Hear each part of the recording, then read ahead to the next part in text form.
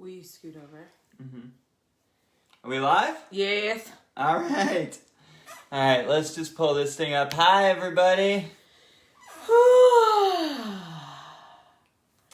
We always do this. We try to be on top of it, and then we have technical difficulties, and it... What kind of difficulties? Technical difficulties. What other kind of difficulties? You getting upset with me difficulties? Those kind. Those are the kind. What happened? I mean, I don't want horns on my head. What? Well, things, when we don't give things enough time, they just don't work out. And that's what it is. That's why, you always get on to me for, needing to orient and not rush into things. And watch this, right in the middle of your face. There you go. And that's what happens. That's what happens when we don't, give ourselves time to do stuff. It just goes. And now I'm, looking at my phone and we're trying to start a podcast, and it's just not working. And I think you have something to read for us. Do you have something to read? How to Fight by Thich Nhat Hanh. Okay. How to Fight. I'm going to open it up to a random page. All right. Killing anger. Mm-hmm. A Brahmin asked the Buddha, "Master, is there anything you would agree to kill?" The Buddha answered, "Yes, anger. Killing anger removes suffering and brings peace and happiness. We kill our anger by smiling to it, holding it gently, looking deeply to understand its roots and transforming it with understanding and compassion." The Buddha's response so impressed the man, he became a monk. When his cousin learned of this, he cursed the Buddha to his face. The Buddha only smiled. The cousin became even more incensed and asked, "Why don't you respond?" The Buddha replied, "If someone refuses a gift, it must be taken back by the one who offered it. Angry words and actions hurt oneself first and hurt oneself most of all." I don't know. What do you get out of that? I'm super pissed right now. I think I get out of that anger. We've had this conversation too. Anger is not a solution to the problems. It is a part of an emotion that we experience, but it is not in the end a solution to what is going to make things good and right. And it hurts you more than it hurts the other person. No, it is transformative. Tell me more. Because it's fire. Yeah. It's literally fire. Anger is fire, and it transforms. Why is fire because angry? You have to have fire. What? Why is fire angry? It's transformative. No. Fire is not inherently angry. Anger is inherently fire. Okay. And fire transforms things. Please don't argue with me on this one. Anger is the fuel to get things done. It is the fire that burns up some stuff. It is heat. You can feel it in your body. It's heat. And you said some stupid stuff. So what's the difference between healthy anger and unhealthy anger? Well, when it can't be quelled. I'm tired of quelling. The art of offering happiness. Am I quelling you? This is podcast number 767 on anger and Marisol. But yes, you do try to put out my fire pretty quickly. Yes. Okay. And essentially, had we had more time, you stuck your big 11, what is it, inches? Is that all it is? 11 inches? Is that the point of a size 11 shoe? Is it 11 inches? I have no idea. It's a great guess. It's 11 and a half, though. You put your 10 and a half inch foot in your mouth. And I needed time to be angry about it. I mean, I really am still. The Art of Offering Happiness. So we're reading from a new book. So the last book was this one. And now I'm reading you an excerpt from this one. The Art of Offering Happiness. In a friendship, we try to offer our friend happiness. Sometimes you think that you're doing something for someone else's happiness, when actually your action is making them suffer. The willingness to make someone happy isn't enough. You have your own idea of happiness, but to make someone else happy, you have to understand that person's needs, sufferings, and desires, and not assume you know what will make them happy. Ask, what would make you happy? That's very true. I know, but at the end you were like, my intention is, and it's just like, great. Yeah. And I'm going to get over this. I'm going to be over it. Yeah, I mean, I think that's right. And I think that gets into, that statement right there gets into something that we've been talking about and something that I'm working on, which is my ability to be empathetic and to show you empathy and to just be more empathy instead of sympathy, instead of trying to pull you out of something, instead of trying to fix the problem, to truly show you empathy. And, that is like, it's really difficult.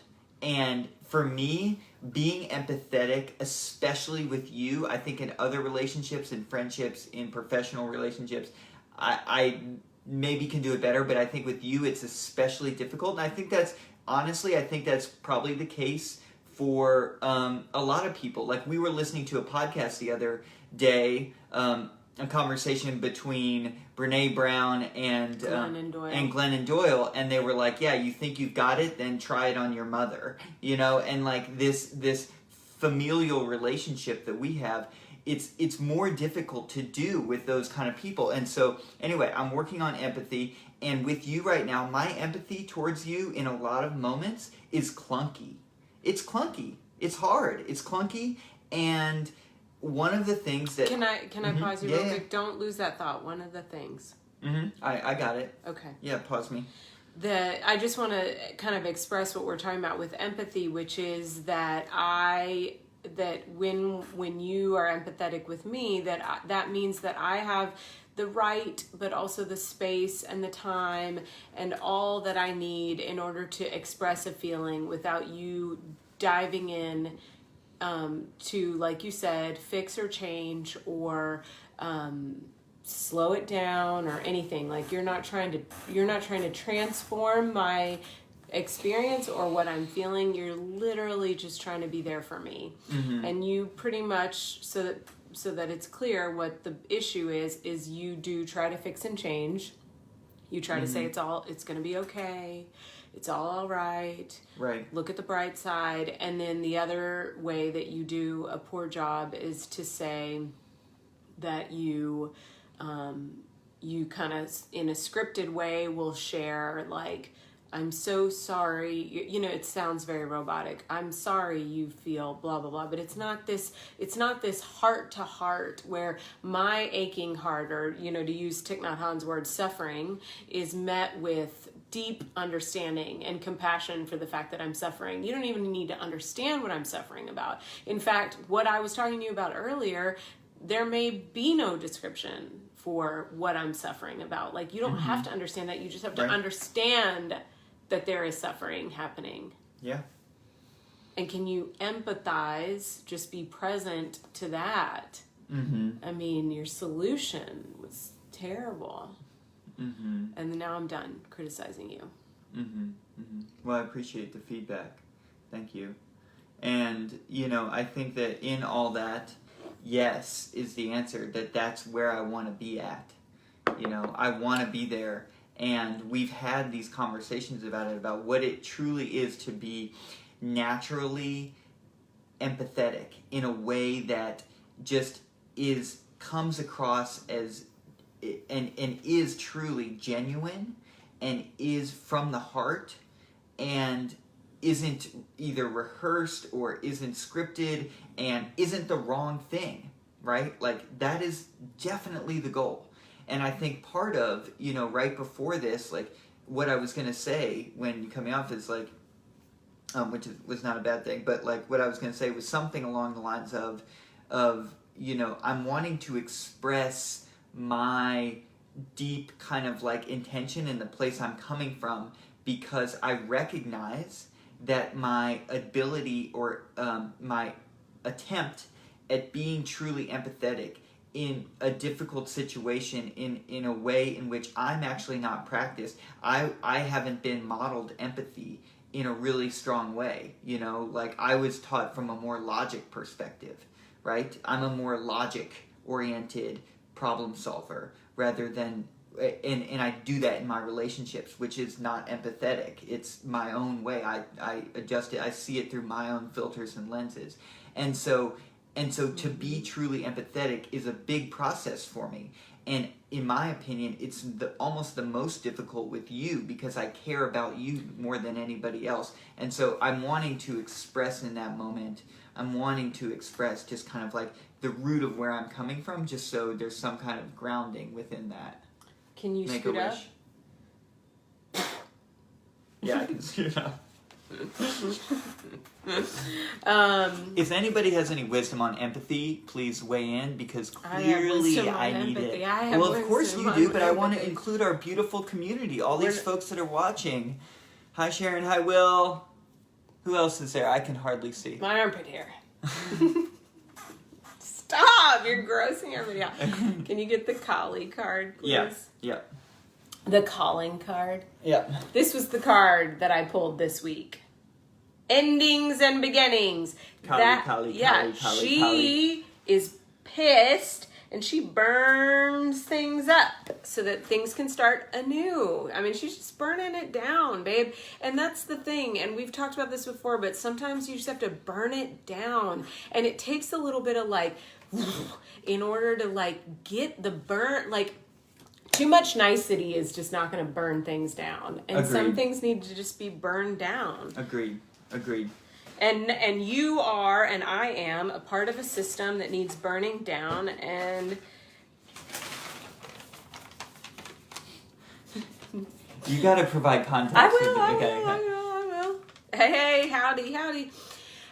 So last night, there's a box of letters that I took home from my parents' house this Christmas. I feel like, hold on. I feel like we just like dropped that conversation and everybody is just like dying to know. I mean, I'm serious though. I feel like I shared a lot there and then we just kind of quickly moved on. Sorry. Yeah. No, I mean, if we're ready to move on, let's move on. But we're not ready to move on. Mm-mm. I want to hear your wisdom on empathy. I really do. Oh, like how to do it? Well, I said, does anybody have wisdom on empathy? And then you said, I have a lot of wisdom on empathy. And I really, like, I clearly struggle with being this. And we just talked about it. I thought you knew my wisdom on empathy. Okay, so how does one be empathetic? So the most important thing about being empathetic is that it's not about you. And so one of the hardest things to do when supporting someone is that, to see, especially with somebody you love, to see them hurting, you feel something, right? You feel like, I don't want them to hurt. Or you feel that they are, or you're scared. You're scared that if they're sad, that they're going to become more sad. And, we are inherently self-centered. Like, the human race is inherently self-centered. And I don't mean selfish. I mean self-centered, meaning everything is reflected back on our own experience. Mm-hmm. And so, inevitably, we filter things through the lens of ourselves. And in large part, how comfortable or uncomfortable we are with them. Mm-hmm. With empathy, you abandon self to be with the other person. And that often looks like, and I think, like best friends are great examples of this. And it's why people have best friends, is because that person really gets them. And you hear all the time, like, they're the only person who really gets me, right? And with best friends, you hear that, like, you have that capacity to just be like, and I've said this again before. I mean, gosh, I don't want to repeat it because we've said it before, but like, I think about Caitlin and I think about the way that if I tell her, like, somebody hurt my feelings, she doesn't say, well, maybe they didn't mean to hurt your feelings, or, well, what happened? She just goes, forget them, they're stupid. Mm-hmm. Let's go. Like, let's go ride our bikes. Like, let's go do something, you know? And it's just this way in which she just aligns with me for that minute and says, they're dumb. And, you know, they're not dumb, obviously. And you, I have a question because this is, I understand that. And for those that aren't out there, there's this great Brene Brown animated short cartoon that Marisol shared with me a while ago. And it's about being empathetic and not sympathetic. And it's really great. And part of this is showing these characters, and one of them's down and sad about something, and the other one climbs down and is down there with them. And part of what I struggle with being empathetic with you is often I will attempt to go there with you. You know, I will attempt to, say, go down with you, to be there with you and try to let go of myself. But then I feel like that makes you, it's not more sad, but like, you're like, well, I don't need you to just be sad too.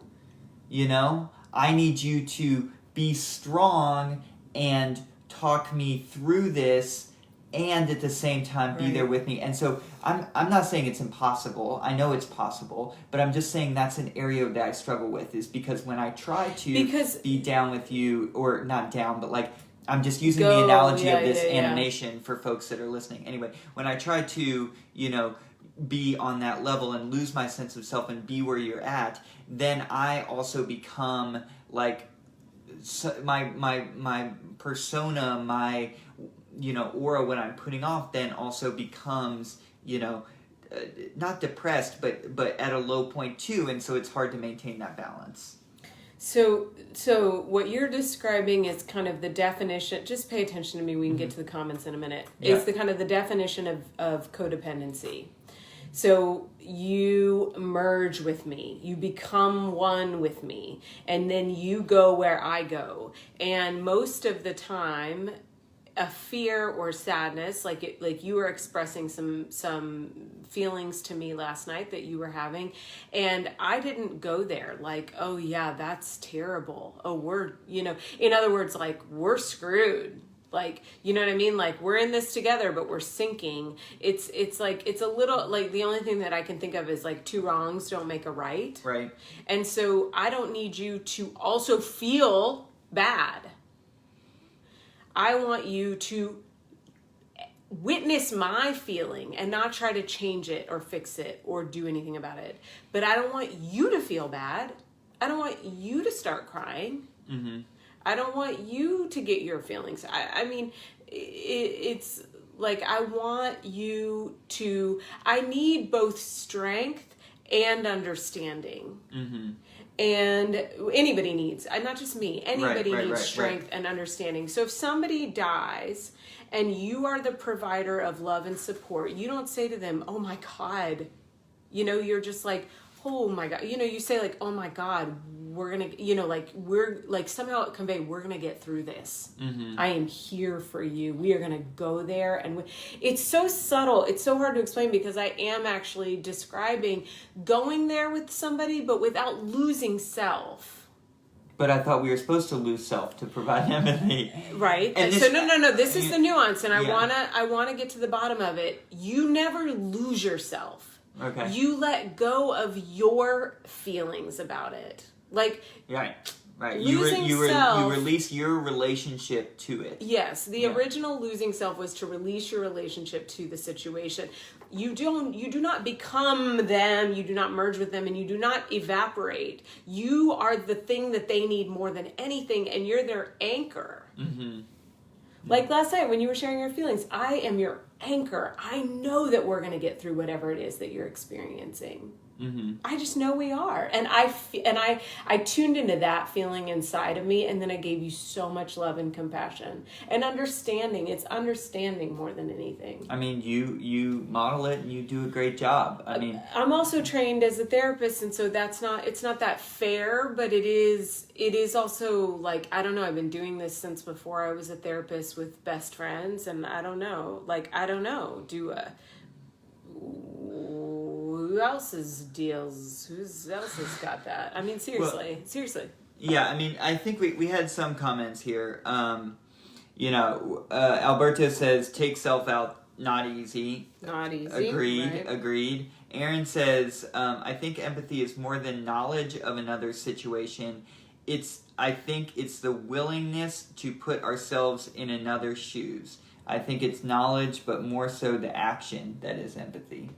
I agree, and I think that's what we're talking about, and I think what I struggle with personally, just being vulnerable here, is I want to put myself in her shoes to be empathetic, but when it's how I fit in those shoes, to use that same analogy. Am I bursting out of them? Is it a comfortable situation? And it doesn't have to feel comfortable, but when I'm in her shoes, does that feel welcoming to her? Or does it feel like a burden when I'm in your shoes? When I go down into the depths with you to be there with you, to provide empathy, are you annoyed by me being there, or am I welcome being there? You have to feel like you're your own person when you're there. Right. I think the issue is that sometimes I don't trust that you know what you're doing. Well, I think totally. I don't, and this is why I'm saying, and I started with me working on this is clunky right now because is what very you need clunky. Compassion for that? Because I give you compassion for that. I think that I do need... I don't give it to you normally. I'm saying I'm giving it to you now.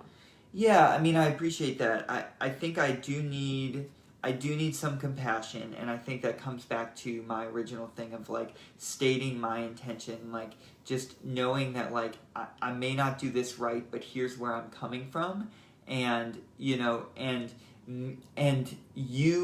I think what I need from you, and this is some compassion, is a true understanding of that, is a true I know that he means this, and any, but it's hard because in that moment you're not, but you're not in that state of mind to be compassionate because you're frustrated about something. But maybe later or after the fact, learning from you. I'm definitely in a learning process. Again, empathy was never really modeled for me that much growing up. And so I didn't have a lot of that kind of truly empathetic modeling. And so it's so new for me to address this. And you are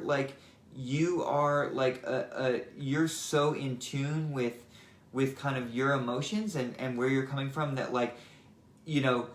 it's good for me to be showing up in that way consistently in our relationship, and so it's something that I need to do, and I'm truly working on right now. I think that, thank you for sharing that. I just want you to know that I love you, and that I love that you, wherever you are, and I love that you don't know what you're doing sometimes, and I'm okay with that. I also understand that, and I know that I have high expectations. I am very specific in my expectations, and I have needs that are very specific and nuanced and subtle. And you're doing an amazing job of showing up for that. I think that there's a little bit of repair here about times when I felt like I was crying out, not crying, but asking for this, and you didn't have any direction, and you didn't know where to take action. So there was an extended period of time where you didn't take action. Now that you're taking action, I have a lot of compassion for you. What I need in those moments when you stick your 10.5-inch foot in your mouth is that I get to be upset for a minute. Right. Just for a minute. Mm-hmm. And that happened literally 5 minutes before we got on the podcast. And so I just needed that time. Right. And then, you want me to be so understanding, but you stuck your foot in your mouth. But I do feel that I give you that time to be upset. No. No? No. Okay. Because you don't get to determine how much time I get. Right. I say that, and you are right in these conversations. I do kind of continually show up and want to have, but I don't, when you're truly upset, I really try not to interrupt you and to give you that space. I've learned that. So this is the question of the hour, and this is the one I'm not very good at. So Aaron says, what does it mean to have each other's backs? How does that look practically? So my answer to that is... Thanks for the questions, Aaron. Totally. And I'm sitting in the bathroom, and I was going to ask you a question, because I'm sitting there and I'm thinking how amazing it is that we have the freedom to fight. Some people are so afraid to fight because they're so afraid to lose the other person that they won't fight. Don't look at me.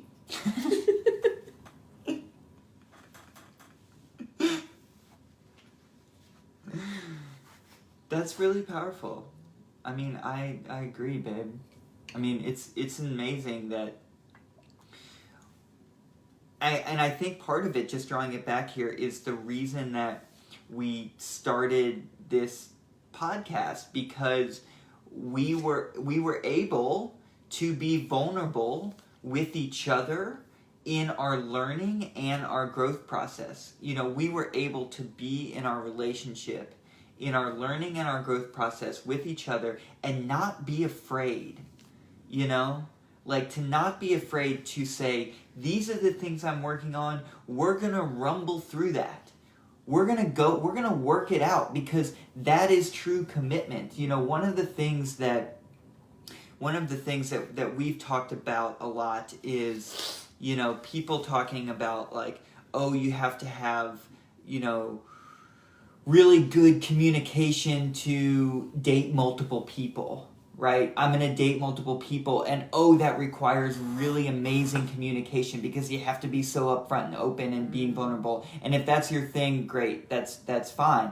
But what we've also discovered in a monogamous relationship, the level of communication that you have to have in order to grow emotionally and spiritually with that person is really intense. You can't just sit there and talk about, of course you're going to talk about how your day went, and we have goofy and normal conversation and all those things of reality, but we also have to get down and dirty and fight it out sometimes, and have the real conversations and push each other and learn from each other. And that is truly, we are blessed to be able to do that.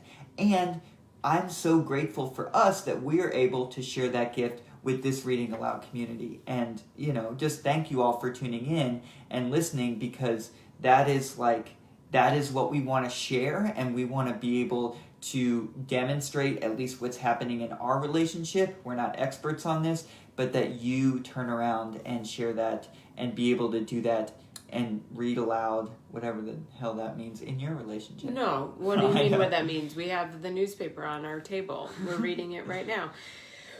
And a couple books. What is your favorite part about fighting? My favorite part about fighting is learning new things about myself. What's your favorite new thing that you learned? My favorite new thing that I learned... in the past 5 years with me. Oh. No, don't make it complicated. Yeah. Through this process. I think I learned that I'm much more egotistical than I thought of myself.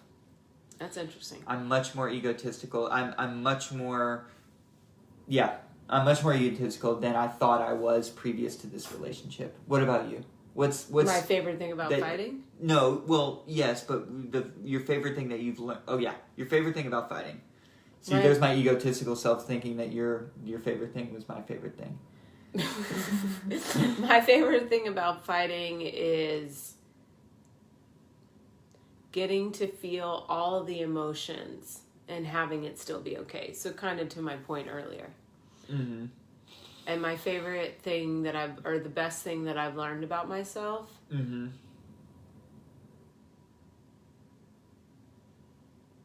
is that I just don't know that much. I really thought I knew a lot. So I'm more egotistical than I thought. I mean, I knew I was egotistical, but I just that I could soften more than I thought. Uh-huh. Because, I just used to approach everything with such a hard edge. Mm-hmm.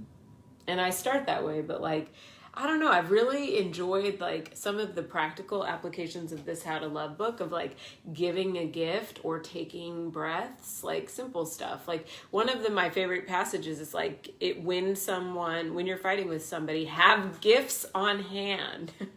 And I mean, it could be a rock, it could be anything, but have gifts on hand. I love rocks as gifts. To give to that person. And we fought so hard one time that we we were running and you ran away.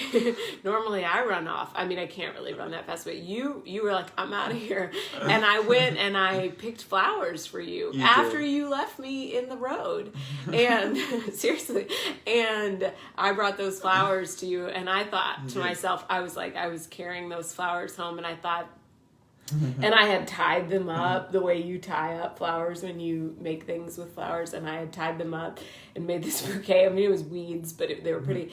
And I was like, I'm not bringing these to him. And I was like, and I had said to myself, at least you picked the flowers and tied them up and made them for him, like even if you don't give them to him. And I walked in the house, and it's just like, I think for me the best thing about fighting is that there's this like the grace of God comes over me, and I get this grace that I didn't think I could ever have. And I actually gave them to you, and you were so touched that you cried, and I just walked away because I couldn't actually take it the step further and be with you while giving them to you. But I brought them inside and I gave them to you. Yeah. And that, to me, is the coolest thing about fighting. The fact that could actually happen to me, because the fire in me it's like blinding, and flowers aren't on my mind. Yeah. I had a conversation once early on in a relationship with somebody that I looked up to, and, they said to me, if you're not growing spiritually with the person that you're in a relationship with, what are you doing? And, you can interpret, those of you watching, you can interpret spiritually however you want to, whatever has meaning to you. But I kind of take that away as if you're not growing with that person, what are you doing? And I just feel like each and every day through a lot of our things, we continue to grow together. And even though it's not hard, it's frustrating and it's difficult sometimes, but it's not hard.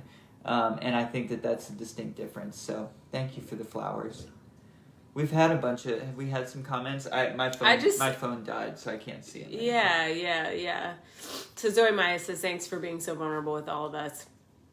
And then Lynn, my beaver, which is, no, I know. Well, but the thing is when we were in high school, I don't know where the name Beaver came from, but that's what we called each other, Beaver. She's a camp friend of mine, and I love that you're watching this, Lynn. Hi, Lynn. I mean, meet my husband, Adam. Isn't he special? Lynn and I were such good friends for so many years, and we would call each other Beaver. And I found this sticker once that said, take me to your beaver at Wet Seal. And I purchased it because Lynn was my beaver. And now, looking back, I mean, we were young. We didn't know. 90s. It was the 90s. We didn't know. Love you too. So, well, all right. We had a slightly different plan for tonight, but we had to work that out. We worked that out live and on the air. You pulled out, so okay, now we can switch for the final 5 minutes. Yeah. Okay, final 5 minutes. So, you want to set this up? You can. Okay, so we just moved, and we're kind of still unpacking and going through stuff. And Marisol has saved basically every letter from her childhood. All these letters from all over the board. And we were going through them last night, and which is amazing to me because I don't have letters from... Letters. My dad just writes letters. I don't have I don't know. Southeastern Kentucky, we didn't really, we didn't write a bunch of letters to each other. They're all from girls except for one gay boy. But no, here's the other point: is that this one here had all kinds of childhood boyfriends. I think she had a new boyfriend every week. And they all wrote her letters. And so we were reading letters from Marisol's boyfriends, like childhood boyfriends, and they're the most fun. And we thought we'd share some of them. So, oh, look at this. Look at this. Look at this small writing.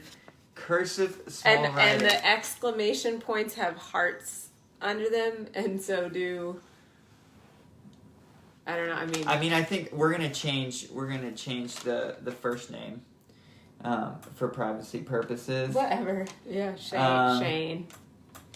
Marisol, what's up? Not much here. Just don't say anything incriminating. Okay, go ahead. Just writing you instead of studying.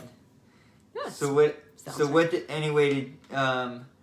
did you tell Amy on the phone yesterday? What was you and Amy talking about when I was off the phone? Were you talking on three-way? Were you talking on like when you could dial people in and yes. three-way, the answer four-way? is yes, Shane. Okay. We were talking on three-way. Okay, so what was you and Luke and Amy talking about on the phone? Was it about me? It's about how I was gonna have to break up with you. He was on to Luke. He was on to you. But Amy was also gonna have to break up with Luke, so I could date Luke. Was it about me? If it was, I don't care as long as it was not bad. It was bad. Oh, it was bad. Shut up, Josh. See what you made me do? I don't know who Josh is. Don't know. Go to Kitsville Monday because I'll be walking up there, and tell Luke and Amy to go up there and we can go walking around. How did Luke and Amy get back talking to each other? Luke and Amy got back together? It's too bad because Luke ended up mine later. Uh-oh. Okay. So wait. So you ended up dating Luke for much longer than Shane, and I don't. Amy. See, all of this, y'all, is fascinating to me because I didn't date anybody. Luke was until my first love. Like he was my first love. Yeah. I was 13, and I loved him so much. He played soccer. He was tan. He always got a pimple right under his bottom lip. Ooh, but like a soul patch pimple. I guess he had a soul patch pimple. He says, I'm just wanting to let you go so I can talk to my other girlfriend. I'm just kidding. You are the only girl I'm going with, so please don't be mad about what I just wrote. But you're giving him the wrong accent. He wore Pantera shirts. Okay, so I'm just playing around, and if you are, I'm so sorry, please take it back with me. He hadn't hit puberty That wouldn't be very sad. He okay, did. well you do Shane's accent. Anyways, just said he likes to say I love you, love forever. And then he would sign his name and then print his name. Nobody cares about that. Nobody cares. Zoe Maya cares about Nobody that. cares about that. So, yeah. All right. Well, thank you all. Are we done? Are we done? I mean, I finally feel settled, so good. Yeah, we're done. Well, thank you all for listening, and please write to us at readingaloudlove. That's readingaloudlove@gmail.com. And if you want to share a story about empathy, we'll read it on the next podcast, the next live. If you want to share how you deal with empathy, how you try to be empathetic, what's your understanding of empathy in your relationships, anything you want to talk about that. I need it. It's something I'm working on actively. And thank you, babe, so much for being patient with me as I continue to progress and learn. Thank you for being patient with me. Yeah. Yeah. Continue to subscribe, rate, review. We so appreciate that. We need it. It's the way that this work gets out further and further. So subscribe, rate, review. Give us a little rating if you've got one on Apple Podcasts. That'd be super helpful. Yeah, and leave a review. That's super helpful to do on there. And Thanks. So, yeah. Appreciate Thanks, y'all. ya. We'll see you next Tuesday night. All right. Blessings. All right. Bye. Bye.